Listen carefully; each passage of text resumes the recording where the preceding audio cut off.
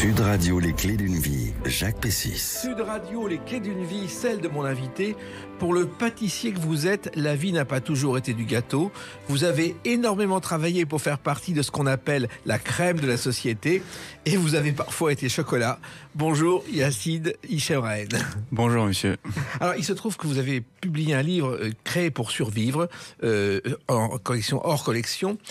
C'est un livre qui raconte votre parcours. Et ce livre, on va en parler parce que vous avez un parcours de chocolatier, pâtissier totalement atypique, avec des hauts et des bas. Alors ce livre est aussi lié à quelque chose d'autre, à un film qui correspond à la première date que nous avons trouvée aujourd'hui. Ça veut dire quoi, MOF? Meilleur ouvrier de France. Il faut travailler dur. 22 février 2023, c'est la sortie du film À la belle étoile qui raconte votre vie, car ce film a été inspiré par ce que vous avez vécu, Yacine Hichemraen. Exactement. C'est un film tout à fait nouveau et le personnage qui vous interprète est un influenceur. Racontez-moi. Alors, j'ai été approché par différentes boîtes de production à la suite d'un article paru dans Click par Mouloud Achour sur Canal+. Et donc à la suite de cet fameux article, beaucoup de boîtes de production ont appelé à ma pâtisserie, la pâtisserie Vernet, où j'officiais à l'époque sur Avignon. Et il se trouve que j'ai signé avec Laurence Lascari, ma productrice de DACP, parce que c'est celle qui me donnait le plus de liberté sur l'écriture du scénario, sur ma place de coproducteur, et puis surtout sur la vision artistique et narrative que devait avoir le film. Voilà, c'est un film qui raconte effectivement votre vie, dont on va reparler dans les clés d'une vie, et qui est complété par ce livre que vous avez sorti. Il se trouve qu'il a fait 13 356 entrées le premier jour, ce qui était pas mal.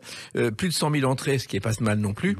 Quand on voit par exemple que Bernard-Henri Lévy avec Slava Ukraini a fait 1024 entrées en 3 semaines. C'était une belle aventure parce que on a eu de la chance alors. C'est pas mal pour un début. Le cinéma, vous ne connaissiez pas du tout? Bien sûr, non, pas du tout. Ou alors en qualité de client. Voilà. Mais là, vous avez découvert un univers où vous êtes à la fois partie prenante et homme d'affaires. Exactement. Car vous avez aussi ce côté homme d'affaires. J'essaye. Bon, on va en parler. On va en parler à travers ces dates. D'abord, vous êtes né à Épernay et vous avez grandi à Chouilly, un petit village proche d'Épernay, où je crois l'économie repose sur le champagne. Exactement, voilà, c'est la ville du champagne, Épernay. Voilà. Et il y a vraiment des fabricants de champagne célèbres qu'on ne citera pas à l'antenne, mais Chouilly, c'est un tout petit lieu. C'est ça, il y a moins de 2500 habitants, oui. Et j'ai eu énormément de chance pour moi de commencer à vivre ma jeune existence à Chouilly, parce que, vous l'avez dit, c'est la ville du champagne, et c'est un des patrimoines les plus forts de la gastronomie française qui fait rayonner la France à l'international. Donc j'ai vécu dès ma tendre enfance dans un terroir déjà qui est plutôt fort. Oui, une enfance très difficile parce que une mère née au Maroc, mariée à 15 ans, exactement, et qui n'a pas été très sympa avec vous. Qui a dû fuir avec son bébé au Maroc, donc qui a accouché d'un premier enfant sous X, et puis ensuite qui nous a eu, ma sœur et moi, en France, et puis la vie lui est tombée dessus, elle l'a très mal vécu, et donc elle a eu un parcours plutôt chaotique autour de l'alcool, de la prostitution, de la drogue, et forcément quand on est enfant on le vit pas très bien d'avoir une maman comme ça. Ah non, c'est le moins qu'on puisse dire. Et finalement vous avez été mis à 2 ans et demi dans une famille d'accueil. Exactement.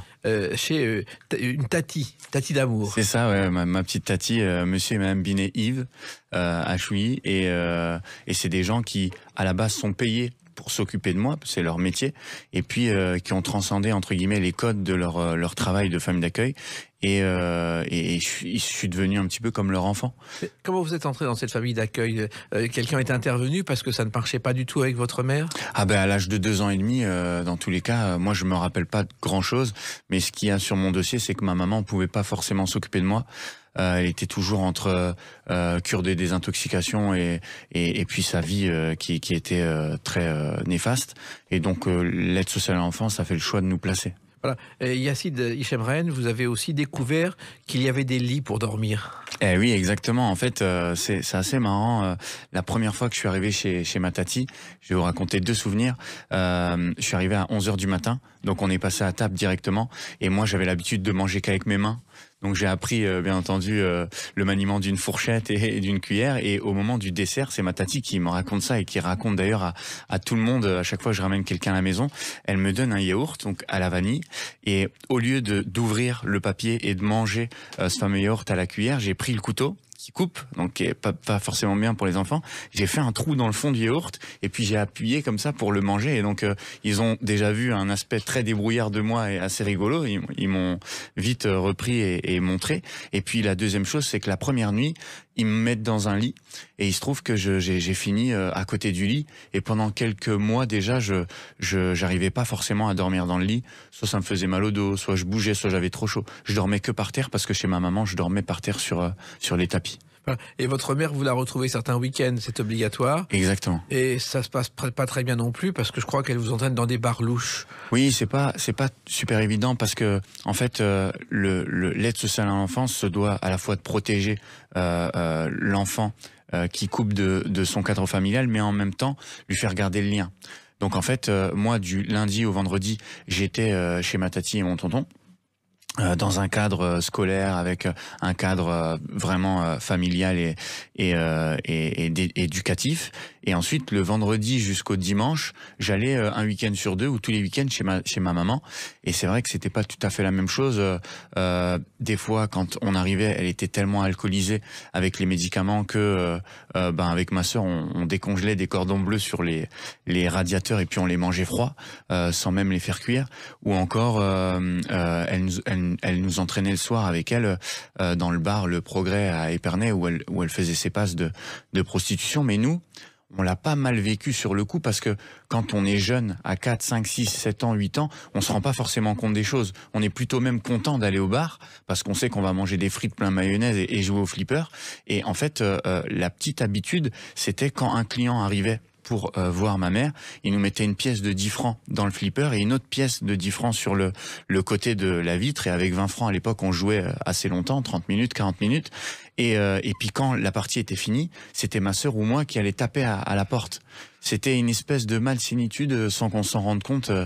Voilà, c'était assez paradoxal. Ouais. Et le déclic, ça a été quand même les deux enfants de votre tati, oui, qui faisaient de la pâtisserie. Et oui, en fait, quand on grandit comme ça à l'aide sociale à l'enfance, je pense que dès sa tendre enfance, on cherche dans les yeux et le regard de ses proches et de sa maman, son papa, de la reconnaissance, chose que je n'avais pas. Et très vite, je me suis mis dans la pâtisserie, parce que Laurent et Dany travaillaient dans la pâtisserie. Laurent travaillait à Leclerc, donc en grande distribution, et j'ai grandi avec le goût populaire de la pâtisserie, je le dis très souvent, et c'est ce qui m'a permis en fait de développer un peu de fibre gustative chez moi, en tout cas apprécier les bonnes choses et le sucre, quoi. Voilà. Vous avez commencé à garnir des choux, je crois. Exactement, et je garnissais des choux le samedi pour leur pièce montée, et puis le mercredi, quand j'étais sage avec ma tati, on faisait des gâteaux yaourt que j'aimais absolument pas manger quand il était cuit, donc moi je mettais toujours un peu de pâte de côté, voilà, je préférais la pâte crue. Et puis il y a l'école, il y a Sidi Chemren, et là il y a un problème à Épernay, car vous êtes le seul arabe de l'école maternelle. Oui, alors c'était pas à Épernay, c'était à Chouilly, à l'école, comment dirais-je, primaire. Et c'est vrai que au début c'était assez compliqué, parce que j'étais le seul bronzé, en fait. Il m'appelait le bronzé, il savait même pas ce que c'était qu'un arabe. Et à la récré, on me coursait, il me faisait saigner pour voir si j'avais le même sang. Enfin, c'était des scènes parfois qu'on voit dans certains films, mais en réel dans une ville. Et c'est ma tati même qui le raconte aujourd'hui à différentes personnes, parce que c'est assez, avec le recul, c'était il y a pas si longtemps que ça, et c'est assez presque choquant. Voilà. On vous appelait aussi le bougnoul, ce qui vous faisait rire. Ouais, exactement. Ouais, moi, j'ai, comme c'était un village avec tout un tas de gens, j'avais plusieurs insultes raciales, mais pour moi, c'était même pas des insultes raciales, c'était presque normal, en fait. Voilà, le bougnoul, c'était mon prénom, mon nom limite à l'école, et puis je répondais au nom de bougnoul, quoi. Alors, et puis un jour, vous décidez, et c'est une première erreur, Yacine Chemren, d'aller dans un autre foyer, loin de votre tati. Exactement. En fait, c'était pas moi qui l'ai décidé, c'est la DAS, donc l'aide sociale à l'enfance, mon assistante sociale, parce que ma tati venait de perdre son papa, et puis elle était un petit peu malade, et il se mettait en retraite. Donc je suis allé au foyer, et là ça a été, on va dire, le premier gros calvaire de toute ma vie, ce qui m'a marqué et puis surtout m'a transformé, parce que d'un cadre éducatif aimant, d'une famille qui vous donne énormément, vous passez à un cadre au foyer avec des enfants orphelins, abandonnés ou dans un cadre familial très compliqué. Et quand vous êtes au foyer, même si vous y arrivez là-bas à 9 ans ou 10 ans, vous grandissez à la fois avec des jeunes qui ont 17 ans, 18 ans, 16 ans et d'autres qui ont 4 ans, 3 ans, voire 5 ans. Et vous avez tout fait pour retourner chez votre tati et ça ne marchait pas. Exactement. L'administration ne voulait pas. Il voulait pas parce que c'est un travail, c'était pas ma famille. Donc il comprenait pas forcément pourquoi moi je voulais retourner chez ma tati alors que j'avais une maman et un papa. C'est pas très humain, ça. C'est pas très humain, mais je pense que à un certain niveau, il se pose pas forcément la question de au cas par cas à l'aide sociale à l'enfance, ce qui est humain pour chaque personne. Ils ont des codes à respecter et ils les respectent malgré tout. Mais avec ma tati et mon tonton, on se voyait en cachette, en fait, à la sortie de l'école. Oui. Ils venaient me voir très rapidement, un petit quart d'heure. Ils m'amenaient des gâteaux au chocolat, des choses comme ça. Voilà. C'est terrible. On a envie d'être violent. D'ailleurs, vous devenez violent. Ah oui, j'ai en fait au foyer, mon premier foyer, ça a été très compliqué pendant 1 an, où j'ai été une victime, très très simplement. Et puis tellement une victime que on m'a changé de foyer. Je me faisais voler mes affaires, frapper un peu tous les jours, etc. C'était vraiment du harcèlement nuit et jour. Et puis dans le prochain foyer où je suis allé, c'est un peu comme en prison où vous voyez cette scène d'un mec qui arrive dans une prison et qui tape le premier venu pour se faire respecter. Oui. Et moi ça a été comme ça, mais au long terme j'ai fait beaucoup de bêtises autour de la violence, des fugues et puis tout un tas de choses. C'était mon seul moyen d'expression et je l'utilisais un peu comme je pouvais. Et puis je me sentais un peu invincible à l'âge de mes 14-15 ans parce que on sait même pas ce que c'est que la justice quand on est jeune. On n'est pas répréhendé à la hauteur de ces bêtises. Et donc quand on est au foyer, on trouve n'importe quelle solution pour se faire voir. Voilà, ça s'est arrangé ensuite, on va l'évoquer avec une autre date, le 2 avril 2006. À tout de suite sur Sud Radio avec Yazid Hichem-Rahene. Merci. Sud Radio, les clés d'une vie, Jacques Pessis. Sud Radio, mon invité Yazid Hichem-Rahene pour les clés d'une vie. Ce livre créé pour survivre chez Hors Collection qu'on évoque au fil de l'émission, car vous avez un parcours atypique. Vous êtes un enfant qui a connu la DAS, qui a connu les familles d'accueil, et puis vous avez une passion, c'est le chocolat. Et si je parle du 2 avril 2006, c'est que c'est important parce que c'est pas une date qui vous concerne directement. Cette année, ce jour-là, Vincent Dallet est élu pâtissier de l'année. Et Vincent Dallet, un pâtissier d'Épernay, a été très important dans votre parcours. Bien sûr, parce que ça a été, on va dire, la toute première personne avec une pâtisserie qui sortait un petit peu de l'ordinaire dans la petite ville d'Épernay à m'avoir fait confiance après que je l'ai harcelé pendant des mois et des mois. En fait, pour la petite histoire, moi j'étais apprenti dans une boulangerie, tout ce qu'il y a de plus classique, et puis on livrait le pain dans un hôtel et lui livrait ses chocolats. Et tous les jours, en fait, je lui disais Monsieur Dallet, un jour je travaillerai pour vous. Et puis je lui lançais cette petite phrase à 7h30 du matin, tous les matins. Et puis un jour, quand je me suis senti prêt, je suis allé déposer mon CV. Bien entendu, au début, il m'a dit non. Et puis, à force d'y aller, il m'a pris. Voilà, il fallait insister. Alors, si vous avez fait un CAP de boulangerie-pâtisserie, Yazid Hichem-Rahene, c'est parce que c'était ça ou la prison, d'après les juges? Oui, c'était un peu ça. En fait, il y a un moment où, dans mon cursus, j'ai tellement fait de bêtises et j'étais tellement perdu humainement que le juge des enfants m'a fait choisir, bien entendu, entre la prison et la pâtisserie. À l'époque, j'étais déjà en centre éducatif renforcé, donc c'est une prison pour mineurs. Et avec des travaux d'intérêt généraux, un peu tous les jours, on s'occupait des écuries, des chevaux, tout un tas de choses. Et puis j'ai choisi la pâtisserie parce que c'était ce que faisaient les deux fils de ma tati. Donc c'est absolument pas un don. Tout ce que j'ai créé ensuite, c'est vraiment à force de travail, parce que s'ils avaient été dans les fleurs, peut-être que j'aurais été fleuriste. Voilà. Alors, il se trouve que vous commencez chez Christophe Viltarc et vous commencez par décharger les sacs de farine. Enfin, c'est un travail de base. Ah oui, bien sûr. Quand on est apprenti, il faut savoir donner pour recevoir. C'est ce que Christophe Viltarc m'a enseigné directement par la force des choses. Et oui, je déchargeais les sacs de farine. Quand j'avais fini, je nettoyais les plaques à pâté parce que le boulanger et les pâtissiers étaient arrivés à 2h du matin, j'arrivais à 5h. Donc moi, je nettoyais tout leur travail des 3-4 heures précédentes.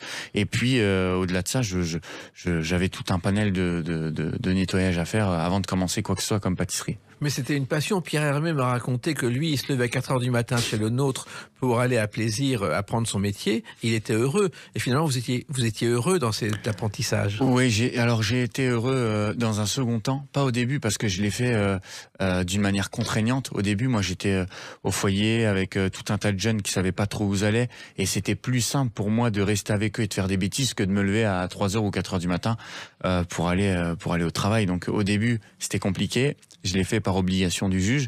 Et puis après, petit à petit, quand j'ai senti qu'avec mes mains, j'arrivais à transmettre un peu d'émotion, un peu d'amour et surtout à obtenir un peu de reconnaissance, je suis devenu addict et boulimique et j'ai travaillé comme un fou. Et vous aviez dans votre chambre, Yazid Hichemren, des posters de Pascal Café, qui est à Troyes un chocolatier célèbre, et vous avez décidé de travailler chez lui. Exactement, voilà. J'avais le droit à une demi-heure de salle télévision et de salle ordinateur par soir au foyer, et je m'amusais à taper meilleur pâtissier du monde. Tout le monde me prenait pour un fou. Et puis je les imprimais en noir et blanc. Il n'y avait pas de cartouche couleur à l'époque, et à la gomme fixe, je les accrochais sur mon mur de ma chambre. C'était un peu comme des papas imaginaires ou alors des mentors. Et Pascal Café, là encore, vous avez insisté et vous avez fini par travailler chez lui. Et oui, et là vraiment, si je puis dire, c'est la personne qui m'a changé la vie parce que Vincent Dallet, c'est un niveau, mais c'est un pâtissier de quartier entre guillemets, et Pascal Café, c'est à l'époque une renommée internationale, un aura dans le métier qui est exceptionnel, 5 tablettes au guide des croqueurs de chocolat.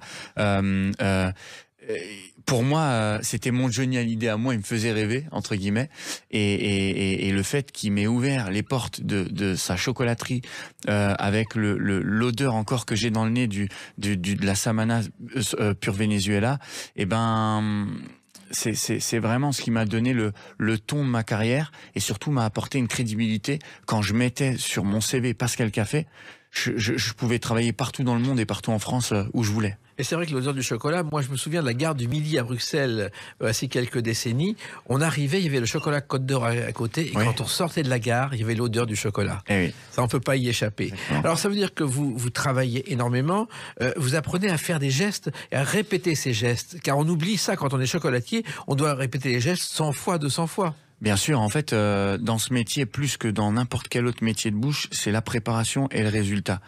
Ça doit vraiment être un leitmotiv. Et en fait, le chocolat, c'est à la fois une matière des plus nobles à travailler, mais en même temps la plus difficile, parce que vous n'avez pas le droit à l'erreur. Si vous en mettez sur votre doigt, vous en avez vite sur votre veste, et petit à petit vous en mettez vite partout. Et donc le fait de répéter chaque geste vous fait travailler une précision de métronome ou d'un horloger, et ça vous permet de travailler vraiment proprement et régulièrement quand vous travaillez cette matière liquide qui est pas toujours évidente à contrôler. Et puis il y a le goût aussi, l'équilibre des goûts, ça on l'apprend pas du jour au lendemain, c'est pas un don. Exactement, oui, ça s'apprend au fil du temps, au fil de la dégustation. C'est comme un bon vin, un grand vin. On n'a pas le même palais lorsqu'on a 20 ans que lorsqu'on a 35 ans. Et il est vrai que le chocolat, c'est à force d'en goûter, d'en manger.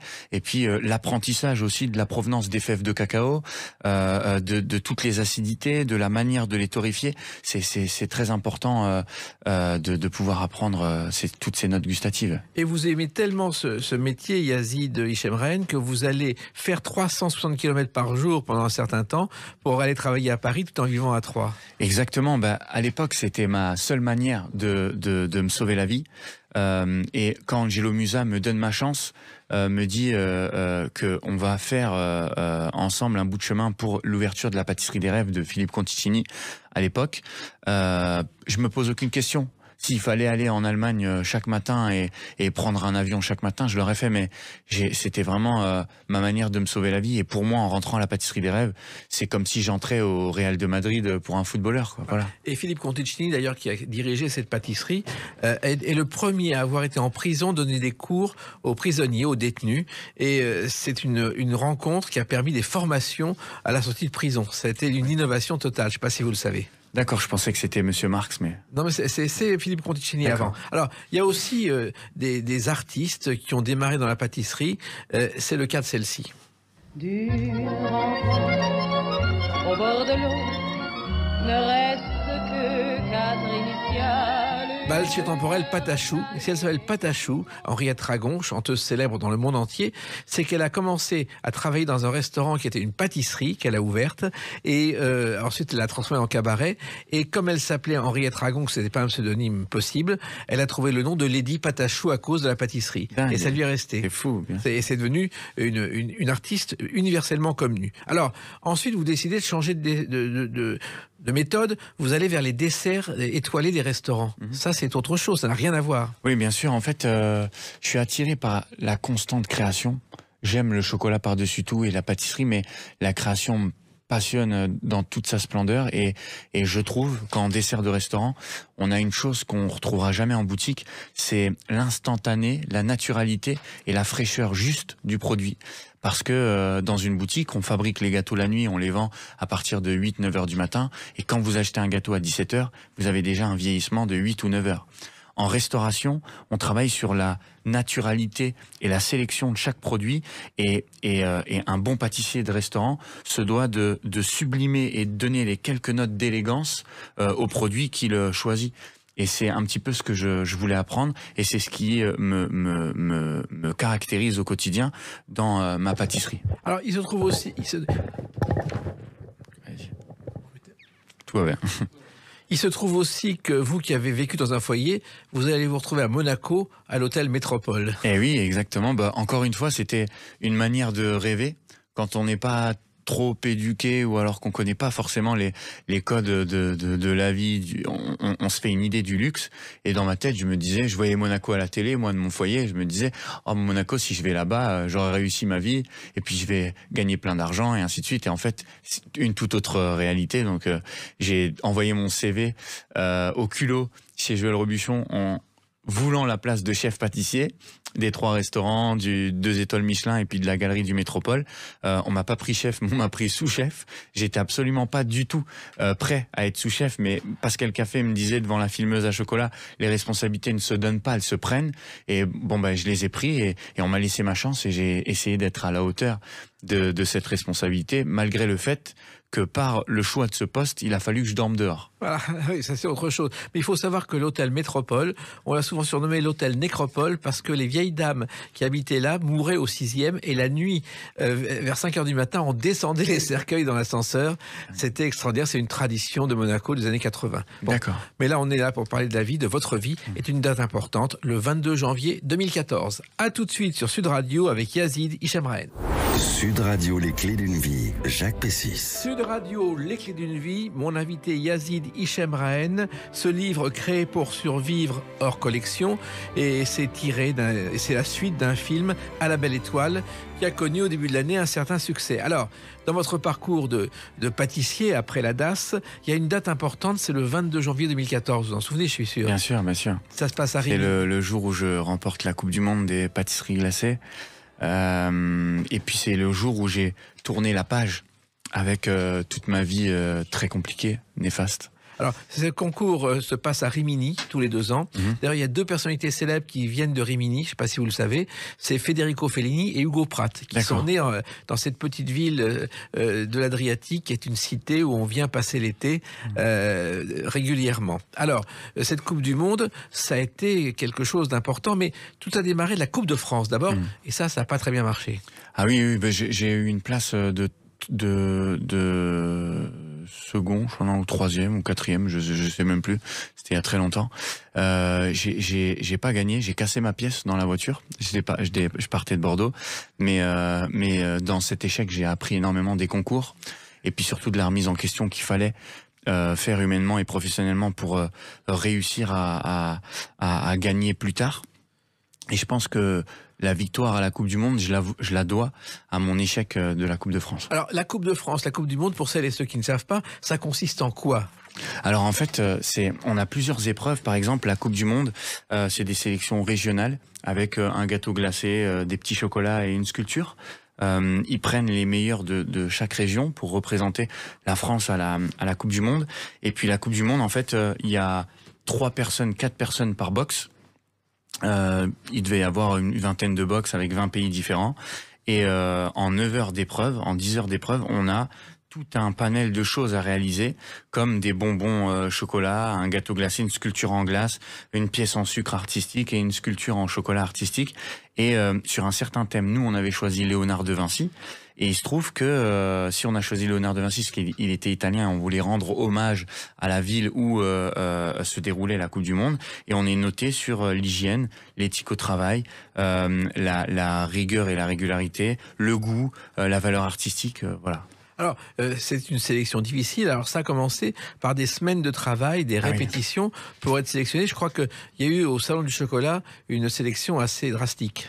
Oui, ça a été. Je me suis entraîné 6 mois avant le Salon du Chocolat avec un très très bon glacier, meilleur ouvrier de France et champion du monde qui s'appelle Elie Cazosus, qui nous a quittés aujourd'hui, qui ça me fait plaisir de rendre hommage, un très grand professionnel.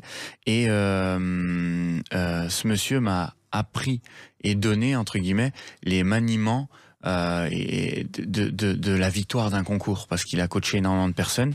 Et quand je suis arrivé au Salon du Chocolat, j'étais vraiment réglé comme un horloger. J'ai fait mon travail et puis on a eu la chance de gagner et de représenter la France à la Coupe du Monde. Et ça veut dire aussi beaucoup de travail. Il faut faire les desserts une centaine de fois. Ah oui, mon gâteau, moi, je l'ai recommencé 121 fois avant la Coupe du Monde. Ouais. Et pourquoi? Pour le geste, pour la précision? C'était à la fois pour le geste, en même temps pour caler. On avait fait un moule sur mesure, donc il fallait qu'il se démoule correctement et ainsi de suite. Il fallait se chronométrer sur chaque étape aussi, parce que 9 heures d'épreuve, c'est beaucoup, mais c'est pas beaucoup en fonction de tout le travail qu'on a à faire.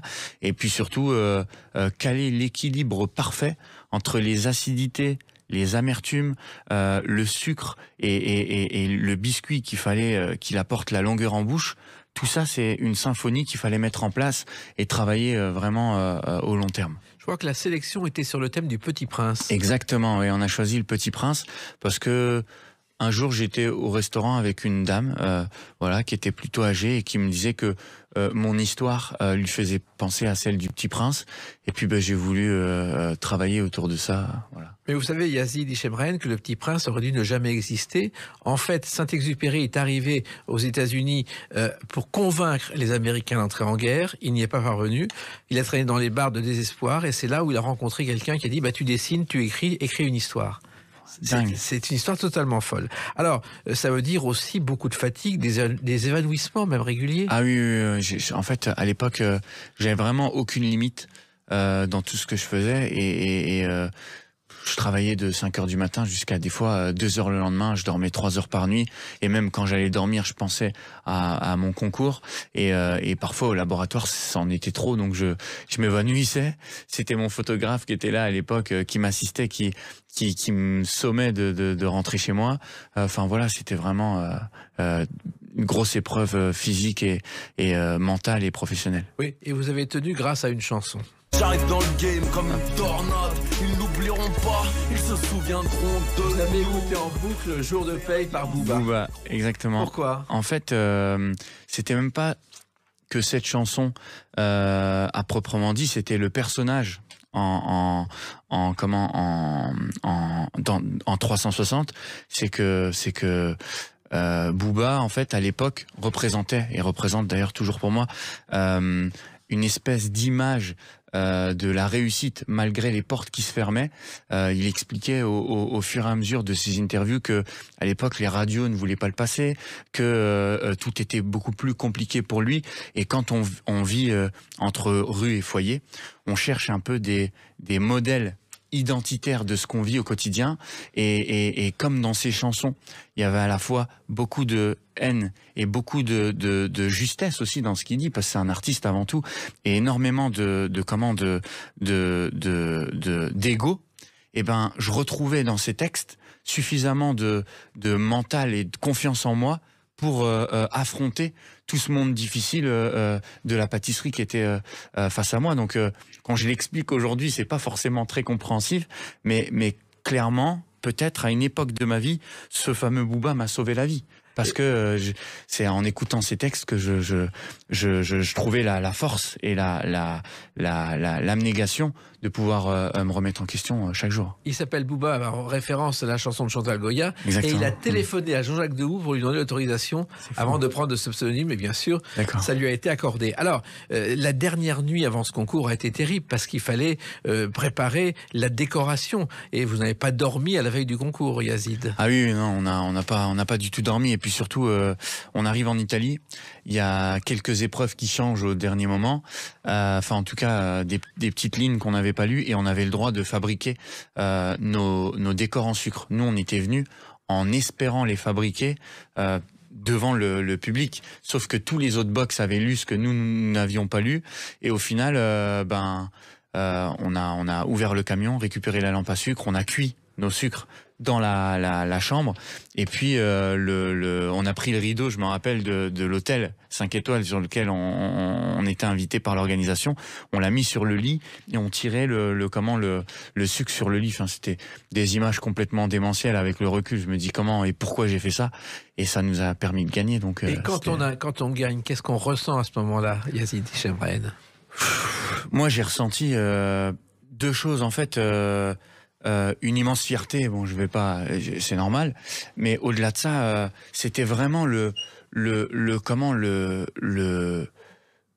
la page qui se tournait avec toute ma vie tellement difficile, et surtout la Coupe du Monde, elle m'a amené tout ce que je suis aujourd'hui, parce que quand vous grandissez, pardonnez-moi, mais socialement très bas, c'est compliqué d'ouvrir les portes. C'est très très difficile d'ouvrir les portes. On vous fait pas confiance, on remet en question votre parole sans cesse, etc. Et en fait, la Coupe du Monde, elle me sert juste à dire ou à faire dire « Ah, il est champion du monde. Ah, on va lui faire confiance. » C'est beaucoup plus facile. Il y a une phrase qui dit parle-moi de ce que tu as fait et ne me dis pas ce que tu vas faire. Et en fait, la Coupe du Monde, elle témoigne pour moi au quotidien ce que j'ai fait. Ça m'évite de trop parler de ce que je vais faire pour convaincre les gens.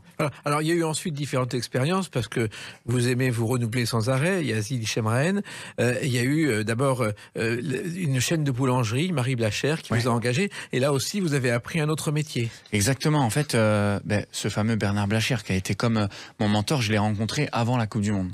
Quand j'étais vraiment au fond du trou, que j'avais besoin d'argent pour préparer mon concours. C'est des concours très coûteux. Il a officié auprès de moi comme un mécène. Il m'a mis dans un laboratoire avec de la marchandise et tous les fours, etc. Il croyait en vous. Exactement, il croyait en moi. Et puis c'était un pari à la base avec sa femme. Sa femme disait il gagnera pas, et puis lui il disait si tu vas voir, il va gagner. Donc ils ont misé un peu sur moi comme ça. Et au-delà de ça, quand j'ai gagné, encore une fois, une personne qui m'a sauvé ma carrière, peut-être parce que avant la Coupe du Monde et pendant la Coupe du Monde, j'étais dans un cadre artistique où j'étais dans l'élitisme et où je faisais mes desserts qui prenaient un maximum de temps et qui étaient très coûteux, donc pas dans la force de l'entrepreneuriat. J'aurais pu être chef pâtissier dans un palace, et c'est tout. Et en fait, ce monsieur m'a appris les rudiments de l'entrepreneuriat.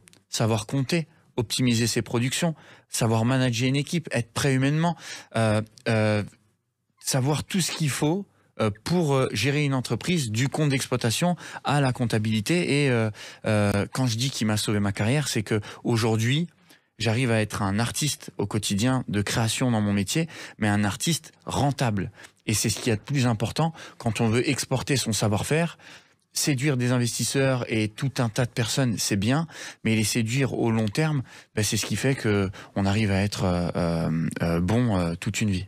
Oui, il faut savoir qu'il y a 350 boutiques Marie Blachère en France, que Bernard Blachère est richissime, et qu'en fait, c'est une idée de départ, il était maraîcher dans l'Ardèche, et il a eu l'idée d'installer une boulangerie à côté, et un concept nouveau, c'est-à-dire avec du marketing pour la boulangerie, et ça a marché. Exactement. Mais finalement, vous qui êtes un artisan, ça vous a surpris, ça vous avait appris beaucoup de choses en même temps. Ah oui, en fait, lui, sa méthodologie de travail, c'est 3 achetés, le 4e offert. Oui. Donc il augmente le panier moyen de chaque client, il divise forcément son revenu, parce que quand on offre, on divise et on a un petit peu moins d'EBITDA, donc de marge. Mais en augmentant le panier moyen, il crée plus de chiffre d'affaires, plus de développement, et il arrive à ouvrir beaucoup plus de boutiques. Voilà, ça a été le cas aussi de Gaston Lenôtre, qui a démarré à Pont-Audemer avec comme clients Sacha Guitry et Marcel Pagnol, qui lui ont dit vous devriez venir à Paris. Il a ouvert une toute petite boutique et c'est devenu un empire à force de travail. Extraordinaire. Et vous, à l'époque, vous aviez envie de continuer avec lui ou de créer votre propre univers? Alors j'avais envie de continuer avec lui d'une manière humaine, parce que c'est un peu comme mon papa, mais encore hier, je lui ai envoyé quelques photos de ce que j'ai fait d'un dernier gâteau d'anniversaire. Et je prends beaucoup de plaisir quand il me félicite ou quand il me fait des petites remontrances, mais je pouvais plus continuer avec lui par la force des choses professionnellement, parce que j'étais dans un rêve de grandeur, de luxe, de remise en question. Et le luxe, c'est avant tout une histoire de savoir-faire et de minimaliste et d'exclusivité. Et lui était dans un cadre où il voulait développer toujours plus la pâtisserie Vernet qu'on avait créée ensemble, et commencer à mettre ces fameuses formules sur mes gâteaux de 3 achetés, le 4e offert, d'ouvrir à Lyon, Bordeaux et toutes les villes attenantes à ce qu'il voulait. Et je pouvais pas accepter ça dans ma jeune carrière, parce que certes il y avait énormément d'argent en jeu et énormément de sécurité pour moi, parce que d'être avec une personne qui représente des milliards, c'était super à mon âge, à l'âge de 22-23 ans, mais j'ai fait le choix quand même de le quitter pour vivre mon rêve d'exclusivité et de création du luxe autour de mes différentes marques. Et oui, il y a eu, comme nous, finalement, il y a eu 3 dates et on va s'offrir une 4e date qui est le 16 février 2023. À tout de suite sur Sud Radio avec Yazid Hichemraen. Sud Radio, les clés d'une vie, Jacques Pessis. Sud Radio, les clés d'une vie, mon invité Yazid Hichemraen. On a parlé de vos débuts, la DAS, vos débuts de pâtissier, votre titre de champion du monde. On vous découvre au fil de ces dates. Et puis le 16 février 2023 est sorti ce livre créé pour survivre chez Hors Collection. Alors ce livre, vous l'avez écrit, c'était pour compléter ce film à la Belle Étoile qui a été tourné, parce qu'on ne raconte pas toute votre vie. Bien sûr. En fait, je voulais pas être dans le mensonge actuel que notre société veut. Pardon, je vais parler très clairement. On a envie d'entendre certaines choses et de voir certaines choses, et moi, dans mon marketing quotidien, ou alors le cinéma français, s'y prête. Et en fait, j'étais pas du tout du monde du cinéma. Et à l'écriture du scénario, j'ai été très choqué au début de ce qu'il fallait mettre en rebondissement à la 40e minute, à la 50e minute, de manière à continuer de capter le public, faire pleurer, faire rigoler, etc. Enfin, émouvoir le public. Et en fait, je me suis retrouvé dans le film, parce que j'ai été conseil sur le scénario, et c'est vraiment toute ma vie, il y a vraiment rien qui change. Mais quand même, c'était une vision et une version édulcorée, qu'aurait été trop dark la réalité pour le cinéma, trop noir pour le cinéma, et ça aurait fait un film d'auteur plus qu'une comédie dramatique qui était grand public. Et donc à la vue du projet du film, qui est un magnifique film, j'ai décidé avec Tiffaine Ilouz d'écrire l'ouvrage qui racontait l'entreligne et la vérité, parce que on est dans un monde où on a trop tendance à voir la beauté de la finalité, le haut de l'iceberg, mais pas le dessous. Et je voulais absolument pas recevoir de félicitations après la vue de ce film si les gens n'avaient pas lu le livre, parce qu'il y a beaucoup de choses néfastes qu'il a fallu faire ou que j'ai vécues qui sont pas dans le film, et que j'ai raconté au travers de ce livre. Alors, il y a des moments heureux, comme la rencontre avec les enfants de Bernard Arnault, Alexandre Arnault, ouais. Parce que ça a été aussi le point de départ d'autre chose.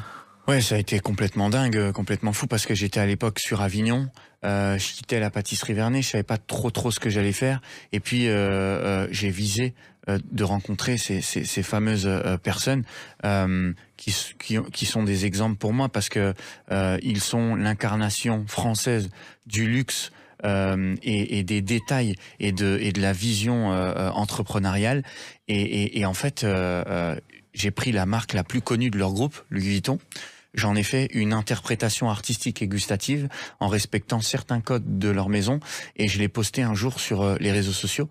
Et il se trouve que très humblement, Alexandre Arnault m'a contacté et m'a demandé s'il pouvait goûter cette œuvre pour mon plus grand plaisir et ma plus grande stupéfaction, parce que c'était un rêve pour moi de les rencontrer. Et puis parce que quand on écoute ces personnes-là 30 minutes, c'est comme si on écoutait parfois d'autres personnes 1 an. Vous voyez, la manière d'apprendre n'est pas la même. Et en fait, j'ai pu livrer ma bûche et mes petits chocolats, ainsi qu'un granité Dom Pérignon, chez eux le 18 décembre, directement à la maison. Voilà, donc ils ont pu goûter mes créations. Et Louis Vuitton, il y a une anecdote assez étonnante. Alain Delon, qui est jeune comédien, qui ne connaît pas Visconti, va le voir à l'hôtel à Cannes et ressort en disant « Ce monsieur est extraordinaire, il a des valises à ses initiales, LV ». Louis Vuitton. Il avait confondu, il ne savait pas à l'époque, il a appris depuis ce qu'était Louis Vuitton. Alors ça veut dire que vous commencez à travailler avec Bernard Arnault et que vous allez vous retrouver à Mykonos, une île grecque qui est illustrée par une chanson. Je ne sais pas si tu voudras me croire, pourtant le lendemain de... Mireille Mathieu a chanté « Il a neigé sur Mykonos », ce qui n'est pas le cas d'ailleurs. Ouais. Mais il se trouve que Mykonos, ça fait penser à Nana Mouskouri, qui aurait parfaitement pu chanter cette chanson et qui est une folle de chocolat, je vous le signale, à tel point qu'elle a fait partie de celles et de ceux qui ont défendu le chocolat français lorsqu'on l'a menacée à Bruxelles voici quelques années quand elle était députée européenne. Alors, donc, c'est là où vous créez, parce que le luxe vous intéresse, paradoxalement, vous créez des pop-up. Oui, exactement. C'est-à-dire ? Alors en fait, à l'époque, encore une fois, je suis un fervent fan donc du groupe LVMH, et quand je rencontre ce fameux Alexandre Arnault, je travaille pas directement avec eux, je travaille avec des maisons du luxe qui représentent le groupe, comme Dior, Louis Vuitton ou l'Europiana à Mykonos, et en fait, je fais beaucoup de sport, donc pendant mes séances de sport, je regarde toutes les interviews, toutes, j'en ai pas loupé une seule de Bernard Arnault depuis 1985, et en fait, il dit toujours la même chose. Il parle du marketing, de remonter le sens du courant à contresens, etc. Il a tout un tas de codes qu'il transmet dans ses interviews. Et en fait, je m'aperçois que dans mon métier, la pâtisserie, c'est très compliqué de créer un modèle économique rentable, parce que on a des métiers qui s'avoisinent de ceux de la couture. C'est très long de faire une jolie tartelette ou un gâteau. Ça nécessite énormément de frais de personnel et beaucoup de matières premières, avec des très beaux packaging, et c'est jamais vendu à la hauteur du travail qu'on met dedans. Et en fait, en faisant des pop-up, ça me permettait de diversifier mon modèle économique dans des places où, en temps normal, je n'aurais pas pu payer un loyer sur 10 ans, comme à Mykonos, à Namos Village ou à Gstad, où tout est démesuré. Et j'ai créé une jolie carte salée avec des consultants en art qui travaillait avec moi et qui me sourçait des œuvres d'art en cher pas cher. Ça allait du John One au Alec Monopoly, avec différents prix, et ça nous permettait de, quand on vendait une œuvre d'art, de toucher des points de royalty sur l'art qui faisait vivre mon entreprise, et qui, au final, l'élément de la pâtisserie, donc mon métier, devenait un outil marketing, mais pas le premier axe de rentabilité. Et c'est un petit peu, pardonnez-moi, mais ce qu'il a essayé de faire avec la maison Dior. Quand il achète la maison Dior à la base, c'est une maison qui a une très très belle aura, mais qui gagne pas énormément d'argent. Et au premier défilé, quand il est à côté de cette fameuse dame, la directrice de Vogue, il met en place des accessoires comme des lunettes, comme des sacs à main. Au début, tout le monde lui dit « mais il est fou, pourquoi il fait ça ? Il va descendre l'image de marque de la maison Dior. » Et en fait, il rend accessible le luxe tout en gardant les standards de qualité et les détails qui caractérisent les maisons de luxe, mais il démocratise et il fait venir un maximum de personnes. Et en fait, moi, dans la pâtisserie, j'essaie de créer des modèles économiques avec une vision 360, où, par exemple, je fais des collaborations avec des célèbres marques de bougies qui vont me permettre de vendre mon odeur du gâteau, mais avec différentes sources de rendement, et ce qui va me permettre de m'installer dans des places où, en temps normal, avec des gâteaux, j'aurais pas pu ne serait-ce que payer 1/10 du loyer. Et pour moi qui ne parle pas anglais, je suis pas le seul, qu'est-ce que c'est qu'un pop-up ? Alors un pop-up, c'est une création de boutique qui va être basée autour du marketing. On va rester 1 an, 6 mois, 1 an et demi. C'est une édition limitée en fait, et ça permet de luxuriser son expérience, parce que lorsque vous allez sur un pop-up Icône Paris à Mykonos, Axtad ou à Shanghai, vous savez que les gâteaux que vous allez manger au mois de février jusqu'au mois de juin prochain, vous allez les retrouver que pendant 6 mois ou 7 mois, et ensuite vous les verrez plus jamais. Et c'est l'exclusivité qui amène le manque, la rareté, ainsi de suite. Et c'est pour ça que j'ai créé ce modèle. Voilà. Alors, il se trouve ensuite, vous avez ouvert des boutiques à Paris, que tout se présentait bien et que malheureusement, le drame est arrivé. Et vous le racontez dans ce livre. Exactement. C'est le Covid, la Exactement. pandémie. Exactement. J'ai créé des boutiques qui n'étaient pas en plus des boutiques de luxe, de pâtisserie, enfin de ce qu'on attend d'un champion du monde. J'ai voulu me rapprocher de mon passé, de mon histoire, et ayant vécu chez ma tati et mon tonton, et ayant grandi avec le goût populaire des fameuses 10 éclairs café de chez Leclerc et les 5 gratuites quand on achète les 10, je voulais pouvoir proposer la qualité, donc le bio et le bon beurre d'Isigny au plus grand nombre.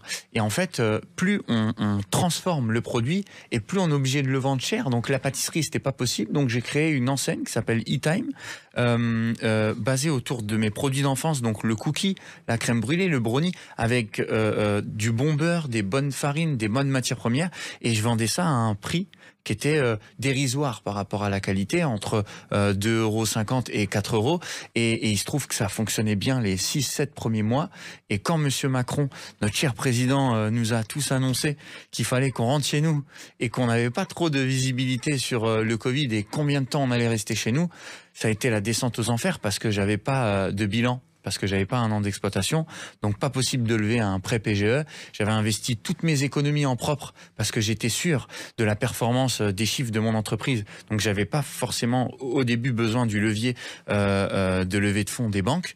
Et alors là, un calvaire parce que j'ai tout perdu. Je suis passé de plus 500, 600 000 € à moins 70 000 en l'espace d'un an. Et je vous dis que quand vous vivez ça, c'est